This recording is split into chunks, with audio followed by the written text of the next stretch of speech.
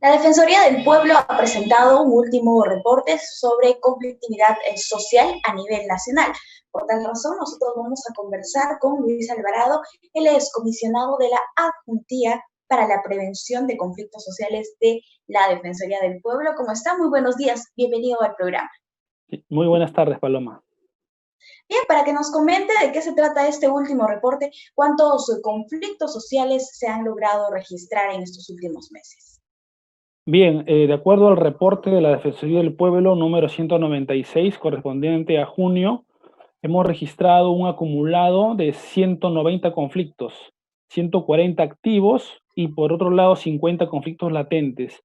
Esto y 2 casos nuevos, ¿no? De conflicto. En síntesis, la conflictividad social no se ha detenido, hay un acumulado de conflictos con mesas de diálogo, demandas pendientes de atención y a su vez acuerdos que están en vía de cumplimiento. Pero a su vez, durante la cuarentena, hemos identificado nuevas demandas y tensiones sociales en 4 campos principalmente, en lo que tiene que ver con los servicios de salud pública. Hemos registrado 110 casos, en la actividad minera 36, en establecimientos penitenciarios 26 y en los traslados humanitarios o retorno de personas 154, ¿no? ¿En qué sectores del país se han registrado mayores casos de conflictos sociales?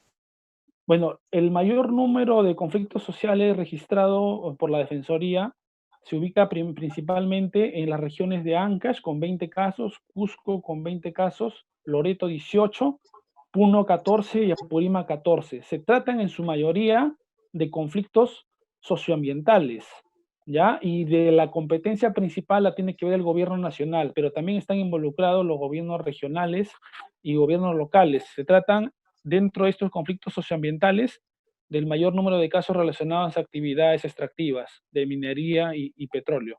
Pero también hay otro grupo de conflictos que tienen que ver con la propia gestión o asuntos del gobierno nacional, del gobierno regional y del gobierno local. También conflictos entre comunidades, conflictos laborales y conflictos por demarcación territorial. Al respecto, ¿cuál es la labor que desarrolla la Defensoría del Pueblo tras identificar estos conflictos sociales?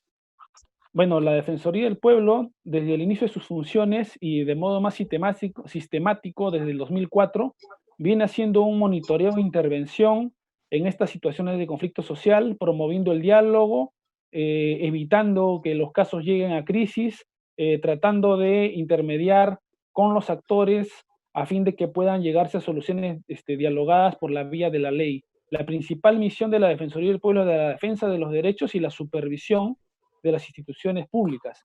Pero y en general, dentro del conflicto social, tenemos esta capacidad de intermediación para resolver el asunto a través de los procedimientos legales y el diálogo, pero también frente a la crisis podemos desempeñar funciones de intervención humanitaria en el sentido de constituirnos el lugar y a realizar acciones de defensa legal o supervisión de la función de la policía en el restablecimiento, control del orden público, ¿no? Entonces, podemos dentro de un conflicto desempeñar varios roles en procura de la defensa de derechos de las personas y la gobernabilidad local, regional o nacional. ¿Podría comentarnos también cuáles son las otras formas de expresión y manifestación que se han utilizado dentro de la cuarentena en el contexto de esta pandemia que estamos viviendo? Sí, mire, la protesta social durante la cuarentena ha tenido un incremento. Hemos registrado, por ejemplo, en abril 110 protestas, acciones colectivas de protesta. Luego se ha incrementado a mayo 189 y en junio 220.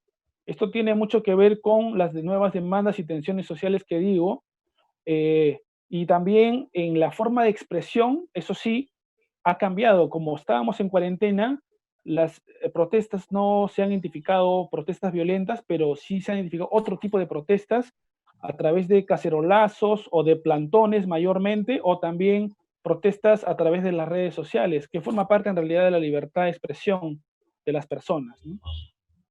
Así es. Ahora sí nos gustaría abordar un poco, con miras a las elecciones generales 2021, cuál es la labor que realiza la Defensoría del Pueblo y en anteriores elecciones, cómo es que han coordinado los entes del sistema electoral junto a la Defensoría del Pueblo para prevenir estos conflictos electorales. Bien, la Defensoría del Pueblo viene haciendo una labor de supervisión electoral desde las elecciones del año 2000 en adelante, ¿no? Tenemos un rol supervisor, colaborador con las entidades del sistema electoral, a fin de que las elecciones se desarrollen por las vías democráticas y todos los electores puedan ejercer sus derechos.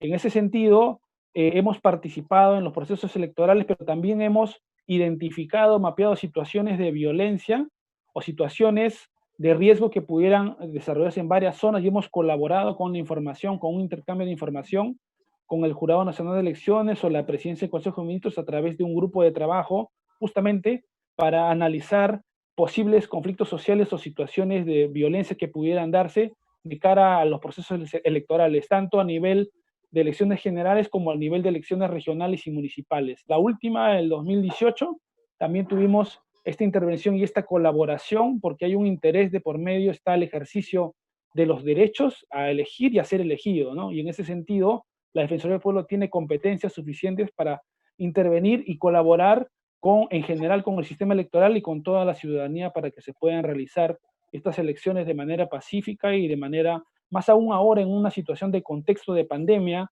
que tenemos que cautelar que el distanciamiento social, bueno, probablemente el COVID se mantenga el riesgo de contagio todavía de cara a las elecciones. Y en ese sentido, los protocolos y demás siempre van a ser muy necesarios para poder justamente realizar las elecciones si se decide realizar las elecciones de manera presencial, de modo general. Listo, muchísimas gracias por la valiosa información que nos presenta desde la Defensoría del Pueblo. Ha sido un placer conversar con usted. Muchas gracias, Paloma.